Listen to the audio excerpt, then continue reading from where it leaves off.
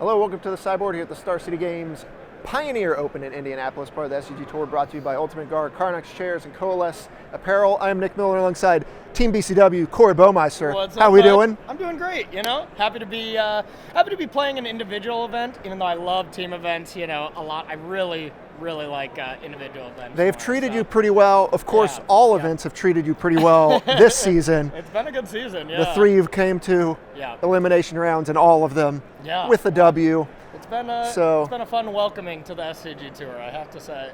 Everyone else has to look out now that you're here. There's another competitor, and you're playing the Lotus Breach deck. Yeah. We want to talk about this deck because we didn't get to see a lot of it in the first couple of team events. We had it here and there, but it really had the big breakout at Phoenix, the event you were going to go to and play this deck. Yeah. Some flight issues came up. You did not go there. Yeah, that didn't work out well. But it's a really tough deck to just play. Like, you saw a lot of people when it came to SCG Philadelphia were playing the lists of Phoenix, right? Like, because most of them are easy to pick up. Not this one. This is a deck where you could pick up Breach or Inverter, or you could pick up Breach, and you're just going to do better with Inverter because of how difficult the lines are to play.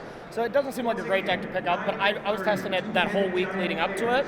And then, unfortunately, flight issues didn't get to play it, but then I've been playing it all week, and I love it. It's basically Urza and Pioneer. It has a lot of the same resiliency as far as the combo goes, and the still explosivity that it has. Right, so the deck name comes from Lotus Field and Breach, or Underworld Breach here. These are the cards that are coming together.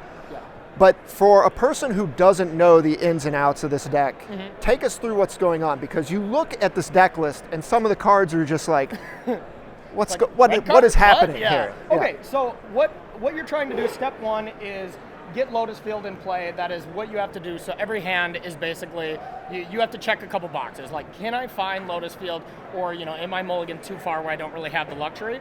So you need to start by getting Lotus Field, ideally using Sylvan Scrying to find Lotus Field and Thespian Stage. You have Grazer to speed that up a little bit, so you can kind of kill very consistently on turn 5 with a Grazer turn 4. But what gets really easy to win with is you go Lotus Field and then Thespian Stage, say go if you have that luxury, copy it, and then all of a sudden you have 6 mana. Yeah. And then every other land drop you play it there, you play Thespian Stage, copy again, you're making 3 land drops a turn. So it's just completely obscene. Yeah. Once you get that going, you need Hidden Strings to float 4 mana, untap, then you have 4 mana floating, 6 mana available, so a total of 10. You get Granted. You search for Tome Scour yourself, and play Underworld Breach. So if you have those 3 elements, and as long as you have 1 Lotus Field, it's infinite. Right, now we have the combo, exactly. so to speak. So you're milling 5 cards with Tome Scour, you're exiling 3 to Tome Scour yourself again, and then you're exiling 3 for Hidden Strings, so you're netting 3 cards and untapping to get infinite mana, go through your whole deck. The great thing about Fae of Wishes, the thing that is just so messed up about this, is you're also casting like Pour Over the Pages. So you're getting your hand filled, but then you have all these extra lands that do nothing. Eventually, when you get enough cards in your graveyard, you Hidden Strings just like 3 times in a row, so you have like 12 mana. Play Fae, discard 2 cards that don't matter, play Granted again, go get Jace, mill yourself, win the game.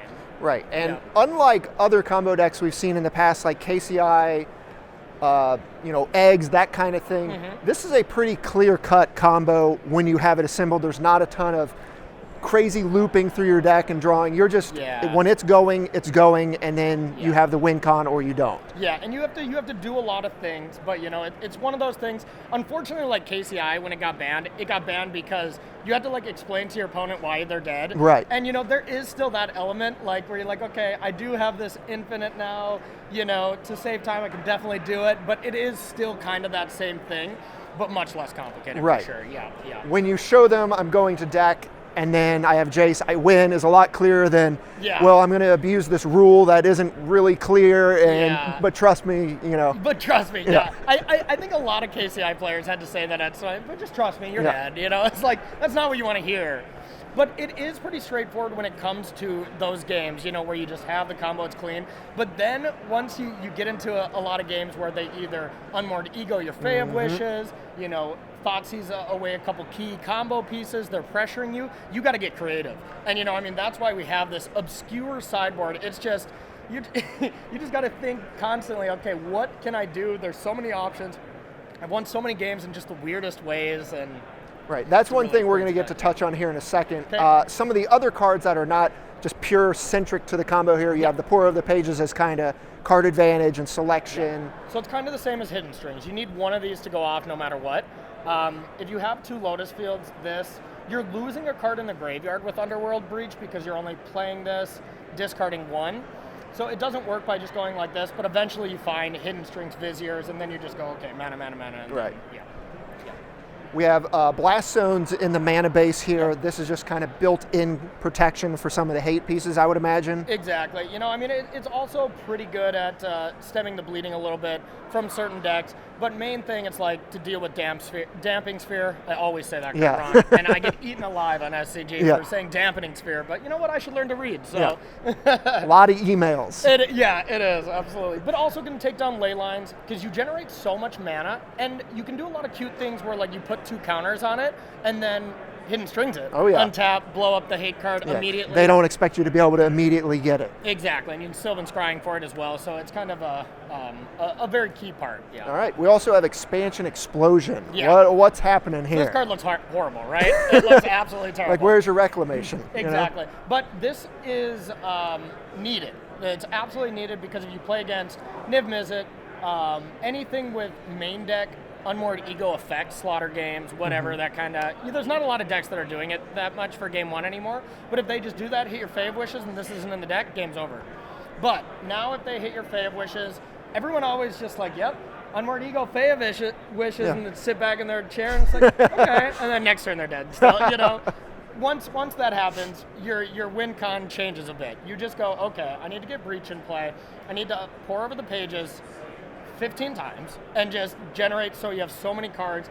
And the key thing is you want to make sure you see every Hidden String because you need that much mana. So you just need them to go to your hand at some point. So you untap a bunch, Pour Over the Pages, and then you Explosion them for like 20 is the secondary. And then you say, nice Unmoored Ego. Yeah, and sometimes it's a counter spell when they're counter warring you, or you can copy Hidden Strings. This is one of my favorite plays. You like have this in play, float 4 mana, you go Hidden Strings on this, on the stack, copy it, and then, so the first untap resolves, then you copy Lotus Field, and then the second one resolves, and then now you're we're doing it. With 6 mana, yeah. All right, we're going to jump into the sideboard here, which is all wishable, of course. Oh, yeah. But we'll start with the cards that you have multiples of. You have 4 Return to Nature, 2 Hour Devastation.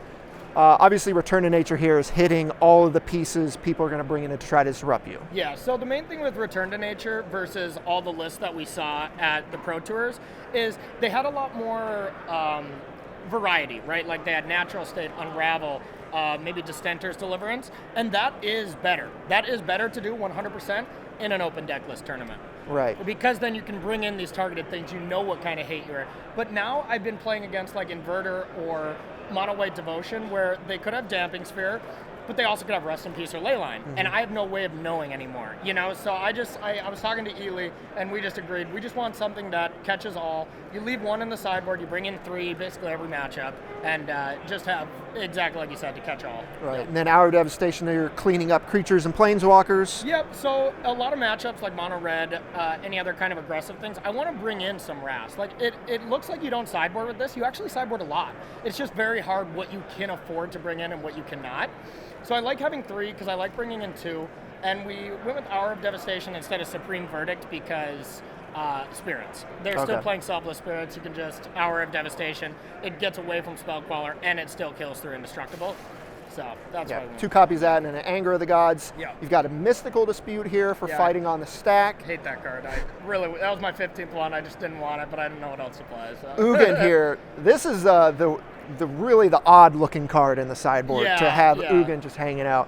But I see it in play a lot, so it has to have a good cause. It's the oddest looking card, but it is by far the most powerful. Eugene is the truth, I mean, most of the time it's a game 2 cards because games tend to slow down a lot when hate cards come in. You know, you're like playing Leyline on 2 instead of being aggressive or whatever. Mm-hmm. And when it comes to that, then you're like, okay, my combo is going to be really hard to do on turn 5. But what's not hard is just granted on turn 4, get an Ugin, then next turn, Hidden Strings, play that. And it's like, Ugin is still, in my opinion, the best card in Pioneer, but there's no good deck for it. Sure. You know, I mean, this is the best Ugin deck in my opinion, and it's a sideboard. Yeah, yeah. So. Yeah, Ugin has always been powerful. It's just finding a home. Exactly. You know, there's no Tron lands in this format. Exactly. So. Casting it the fair way is not as good. Yeah. We've got Alpine Moon here for the mirror. You name Lotus Field. Mm-hmm. We have a blink of an eye as just an answer. Yep. But then this one here, Thought Distortion. Oh yeah. We call that draft chaff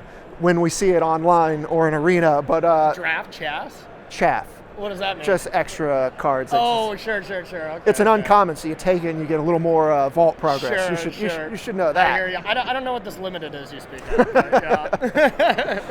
But here it seems pretty good in the control matchups. Yeah, so I mean, blue-white is mainly the main thing, but there's a lot of situations, even against like Inverter, that I'll play a Fae of Wishes, or I'll grant it, and it's just like, they're like, well, I could just counter the spell that they granted for. Like, I know they have counter magic, and I'm just like, you know, I'll play Granted, and then if they don't counter, I'm like, okay, Thought Distortion, and then next turn, now their eyes widen, and they play the game completely different, and maybe they just go for it. They're like, whatever, I just need to play Narset. I'm not going to tick it down because they're going to Thought Distortion me. I'm going to like play an Oracle to set up my next turn, and I'm like, okay, kill you. You know, like, so I honestly don't even cast it much, but the fear of it being in my hand, your opponent plays in such a way that it opens the door for you. So it's kind of weird. I like almost never cast the card, but it wins me a lot of games. Puts your opponent in the squeeze. It is, yeah. The squeeze indeed. All right, so coming into this weekend, a lot of people saw how good the Breach deck was in Phoenix. Yeah. Do you think people are prepared? And how do you expect to play the matches when you're going to have to face the cards they're going to be bringing? Yeah, honestly, you know, for Phoenix, it really sucked having the flight missed because I felt so good. I mean, there was limited, and I'm not a great limited player, but I felt so good because people weren't ready for it. People were still attacking it with Rest in Peace and Leylines as the main hate for it, and that card, quite frankly, does nothing, you know? But now, you know, I'm seeing, I even saw like Todd and Aaron post about their red deck and just seeing like 3 or 4 Gambling Spheres. So I'm on top of Ash Zealot, on top of Eidolon, you know. Yeah, I know. So I'm gonna have my work cut out for me this weekend, but I do think it is the most powerful deck by quite a bit. The hardest deck to play, I think Inverter is going to be the most popular, and it's still very, very powerful. But if you got the time to play this and you got the time to practice up, I think it is the best deck out there. All right, well, 2 buys here. We're in round 2. You're sitting pretty. You're going to come undefeated. Start playing some rounds next round. I'm excited. How you feeling?